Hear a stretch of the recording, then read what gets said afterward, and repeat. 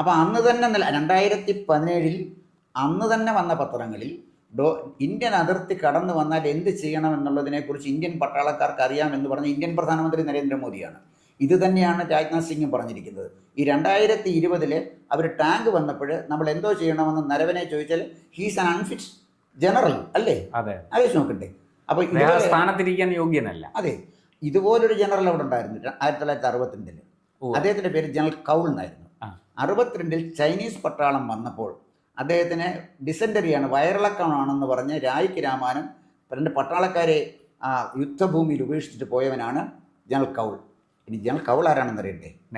നെഹ്റുവിൻ്റെ കസിനാണ് ഈ ജനറൽ കൗൾ. അപ്പോഴേ എനിക്ക് തോന്നുന്നത് രാഹുൽ ഗാന്ധി വടി കൊടുത്ത് അടി വാങ്ങിച്ചായിട്ടാണ് എനിക്ക് തോന്നുന്നത്.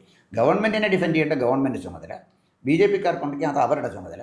ഇത് ഞാനൊരു നിരീക്ഷകൻ എന്നുള്ള നിലയിൽ, രാജ്യസ്നേഹി കൂടിയായ ഒരു പൗരൻ എന്ന നിലയിൽ എൻ്റെ അഭിപ്രായം, രാഹുൽ ഗാന്ധി എന്ന് പറയുന്ന ആൾ ഇന്ത്യൻ പാർലമെൻറ്റിൽ അപഹാസ്യനായതായിട്ടാണ് എനിക്ക് തോന്നുന്നതാണ് എനിക്കിതിനെക്കുറിച്ച് പറയാം.